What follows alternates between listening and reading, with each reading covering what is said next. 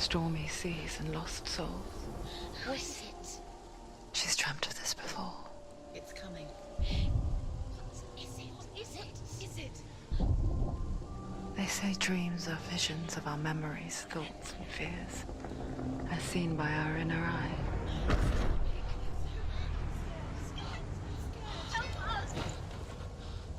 But what if each one of us is always dreaming, even when awake? And we only see what our inner eye creates for us. Is this what hell is? A world shaped by Senua's nightmares. Maybe that's why people fear seeing the world through our eyes. Yes, she's scared. Because if you believe that Senua's reality is twisted, you must accept that yours might be too.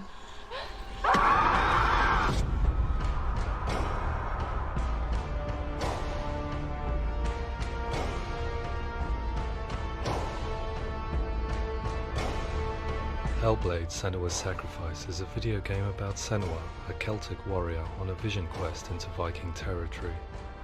But what sets our hero Senua apart is that she suffers from severe psychotic mental illness.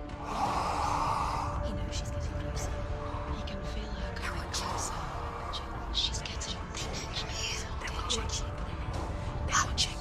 The original idea for Hellblade was to create a classic hero's journey, a journey of suffering, but one where the fantasy world is not another planet or alternate universe, but a world that is constructed in Senua's mind.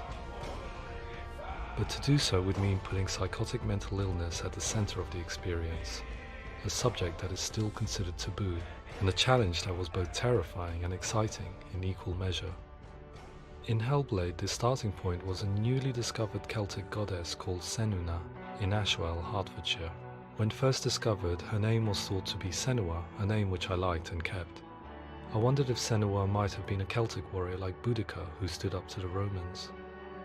While the Romans had conquered all of Europe, there was a group of Celts up in the furthest reaches of the Roman Empire that could not be conquered, the Picts.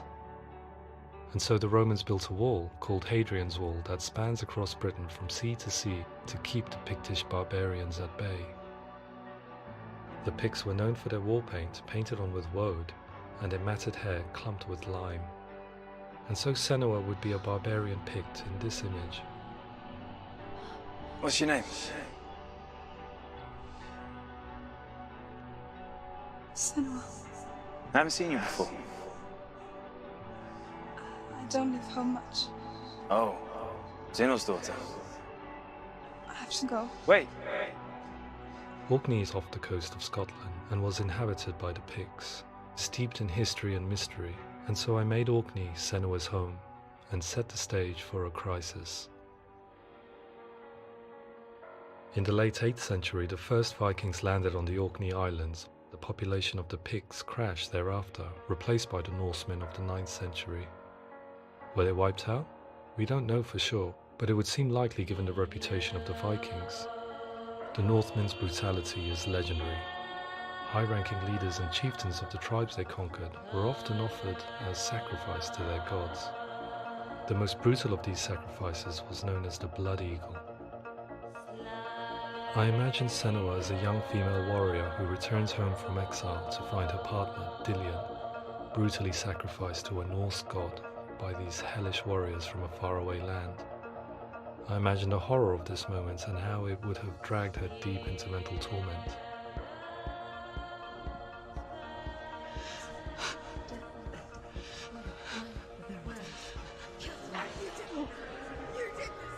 No!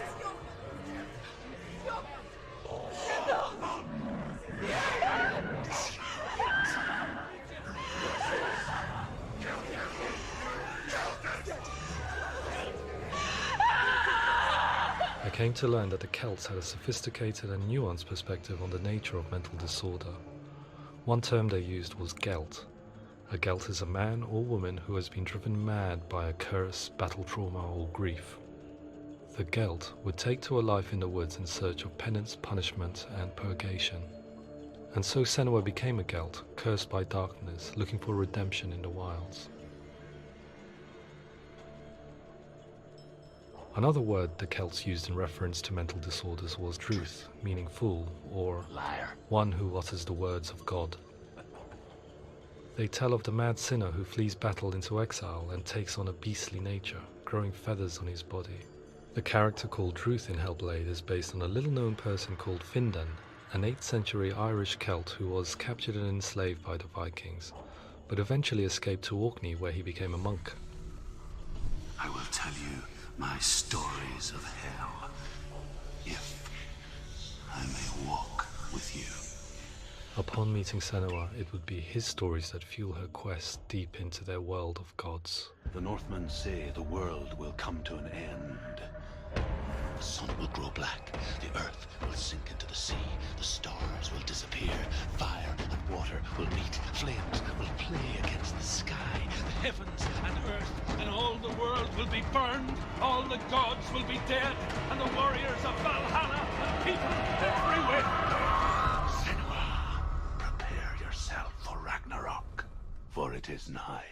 So the stage was set for a new adventure, a journey into the Norse underworld called Hell, a vision quest fueled by madness and myth, a fantasy that was created by Senua's own mind, and one that we would experience through her eyes. This is your mission. This is your quest. There is nothing else left. To make a game about a warrior with psychotic mental illness as its central theme was fraught with danger. Mental illness such as psychosis is still taboo and rarely acknowledged in a century of cinema, never mind the new medium of games. Where it does feature, it often conflates psychosis and psychopathy associated with a lack of empathy. It is unfortunate that these two words sound so similar that they are used interchangeably in media. I must admit that I didn't have to look very far to discover my own ignorance of the subject. So we reached out to Paul Fletcher, psychiatrist and professor of health neuroscience at University of Cambridge. Psychosis is a descriptive term, and it refers to having a loss of contact with objective reality. So it's characterized by two main sets of symptoms. One of them is hallucinations, where somebody experiences perceptions when there is no actual objective thing out there to perceive. You're already dead. Who are you? And the other is delusions, where somebody comes to very often bizarre, unpleasant, frightening beliefs when there's no good evidence in favor of them. There's no doubt about it. The source of the darkness is in Helheim, and the goddess Hela holds his soul there. We reached out to Welcome, a biomedical research charity that spends billions on research and awareness programs aimed at improving health. Mental health hasn't always been presented in the media in a way that is particularly helpful. It can be challenging to engage people with the subject matter, and there are a lot of preconceived ideas about mental health, and particularly schizophrenia and psychosis. So we hope our support allows the team to continue to collaborate with Paul Fletcher and with those who have experience of psychosis to create a game that provides a fresh perspective on the condition and allows audiences to engage with it in a way that just wouldn't be possible in any other medium. What started out as a brief consultation convinced me that we were only scratching the surface of an immensely deep and interesting subject that could enrich and change the very nature of the game. That's cool. Thanks so much for coming here. Pleasure. Thanks. It's really interesting for me. I'd love to be involved. It's fascinating. Our understanding of psychosis is still very much a mystery, and ways of treating it are still primitive compared to physical illness. After all, it is easy to see the pain and suffering caused by physical diseases or physical trauma. It is not so easy to see the mental suffering and trauma of severe mental illness. But what if we could find a way to see it? Games are capable of drawing you in for hours on end, playing the role of a character who is different from you, experiencing their perspective, and actively involving you in a world that functions with a different set of rules. That voice is not a kind voice. That voice calls you to your death. It's an evil voice. If we were to represent Senua's psychosis, we would have to simulate voice hearing, a common attribute. But how can we simulate something we have no first-hand experience of? Professor Charles Fernyhough, a leading expert in voice hearing from Durham University, offered his help. Hearing voices is an experience that is usually associated with severe mental illness, and crucially we know that hearing voices is a part of ordinary life for many people who don't meet the criteria for mental illness. Yeah. Oh, that's not him in real life. We know voices vary according to where they appear in space. Voices can appear far away in the distance, they can appear right there in your ear, they can seem to be coming from inside your head. Based on the information Professor Fernie Ho provided, I put together a sound brief and invited some actors to the studio. We recorded the actors using a binaural microphone, which records the 3D spatial position of sound, replicating the way sound is heard by human ears. It gives you an incredible sense that the person you are listening to is right there beside you. Can't see how she's going. Where is she? Rachel Waddingham from the Voice Collective came to our studio with 2 young voice hearers to speak to our team. We talked at length about their experiences and they listened to our tests, giving us feedback on how we could improve on it. Everyone hates her. She's cursed. It's very hard to represent what this experience is like, partly because it's such a personal, intense, emotional experience. It's testament to how Ninja Theory have been listening to what the researchers are saying, but also, crucially, listening to the experts by experience. What they've come up with is so compelling. It's by far the best representation I've heard of what these experiences are like.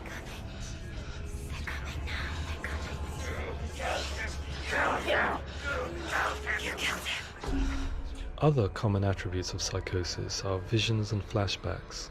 We met with Recovery College East, who work with and care for people recovering from severe mental disorders.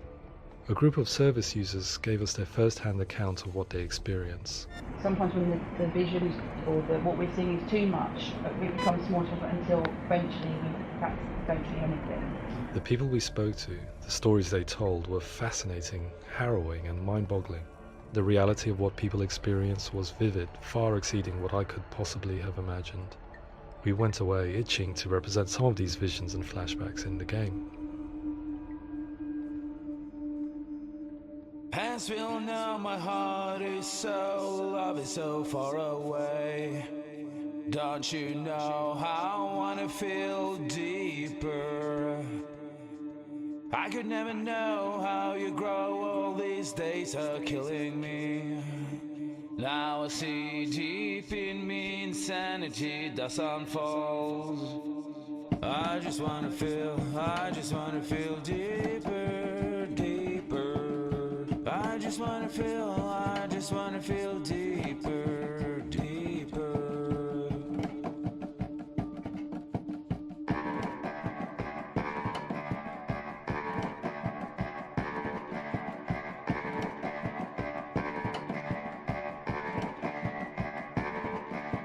Past will know my heart is so, love is so far away.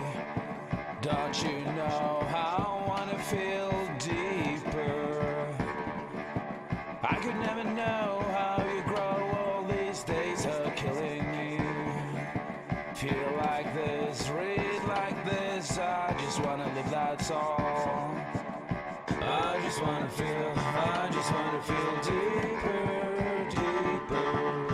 I just wanna feel deeper, deeper.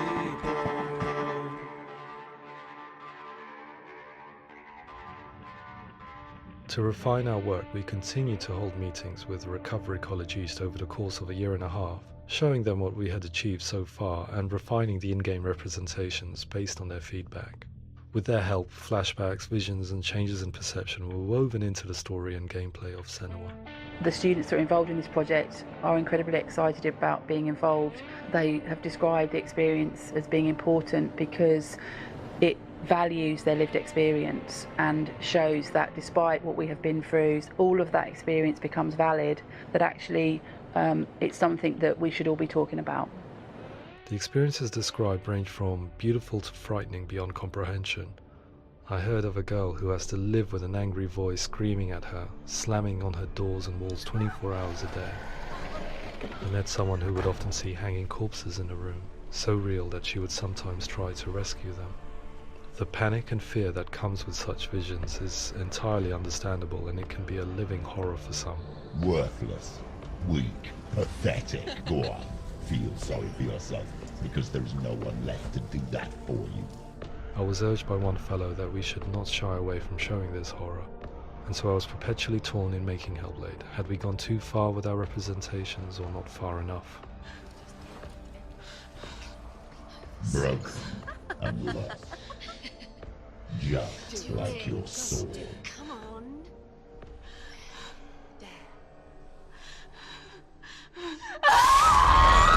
In some ways, voice hearing and visions were the low-hanging fruit, so to speak.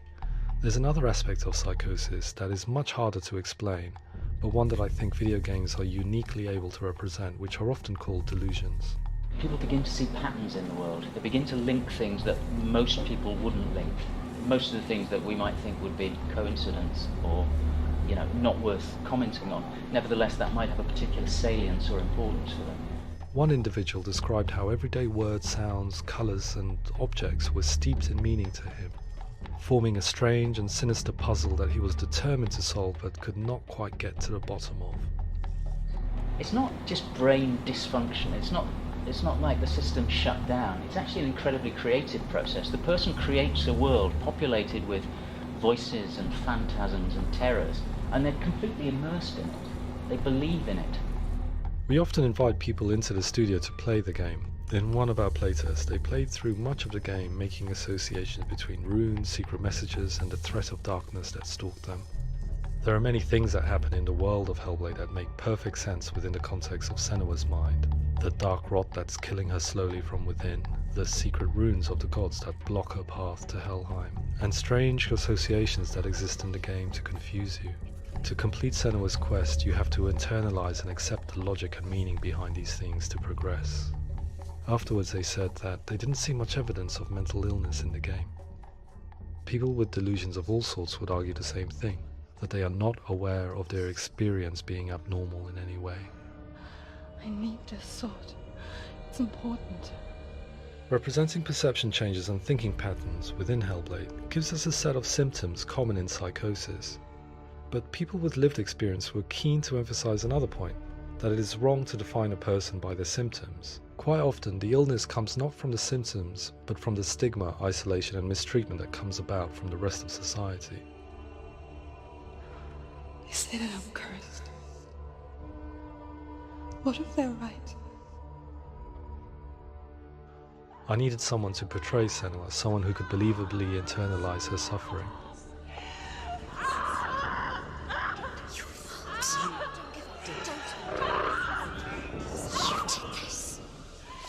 Melina Jurgens, our video editor, had been a stand-in for Senua over a few months while we perfected our motion capture techniques.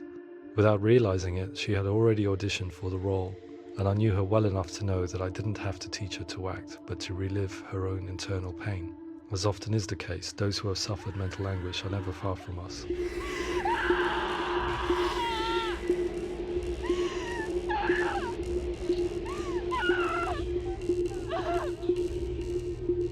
My hope is that by creating a compelling and aspirational character in Senua who feels very much real, albeit in a fantasy setting, we can provide a lens into her reality, a different one to yours, and this is where storytelling comes into play. I imagined her life based on common threads in real people's lives. She was always prone to psychosis as a child. Her mother Galina also heard voices and had visions, so perhaps there was a genetic aspect. Or perhaps it was cultural, as she lived within a world without science, of gods and a superstition, as exemplified by her druid father Zimbal. Psychosis developed in her late teens to early 20s and was exacerbated by stigma and isolation at the hands of the clansmen and her father. This darkness. It's spreading. The trauma of seeing her lover Dillian sacrificed tips her over the edge, making her remodel her reality around a concept that connects everything: the darkness. So the question is, what Senua experiences real? Can only be answered by saying, yes, it is real. It is her reality. All of her suffering will have been for nothing. It's just a matter of time. Towards the end of the project, service users and professionals that had collaborated with us were invited to see the near-final game. It was a chance to see if the game had reflected their views or if it had misrepresented them. For me, being involved in especially developing Senua's character has been really important, and being able to bring in my perspective and what I see and what I hear, and having that built into the game has been a real privilege. It's gritty and it's meaty, and there are some tough subjects in there that are being tackled with honesty.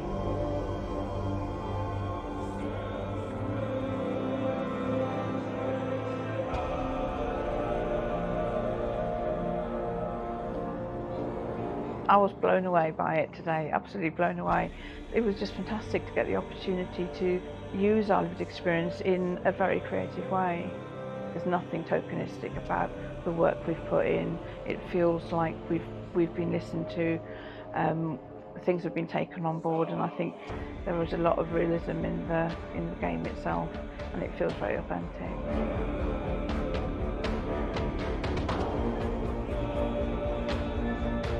Hellblade will give people a good experience of what it's like to hear voices and have those experiences. I'm glad that the guys at Ninja Theory have asked us to come along and help them build an experience that's positive when it comes out, and get myself a copy and have a go.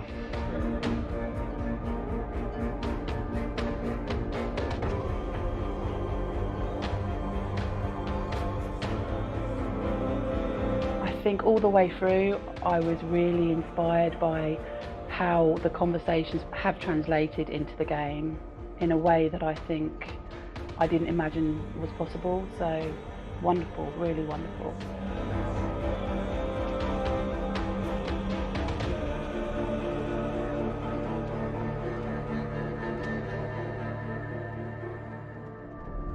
I really hope that others will follow the lead they've set and use the power of something like a video game to change people's perceptions, to increase understanding, and ultimately to make some of the stigma around voice hearing and other experiences go away.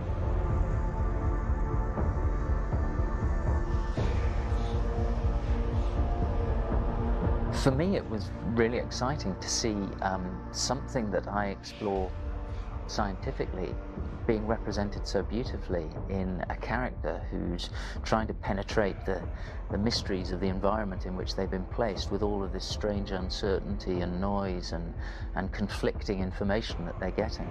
I'm very excited by this way of trying to represent mental illness, because I think it actually might be offering us insights that we wouldn't get from pure scientific explorations, and actually giving us quite an empathic view of what it might be like.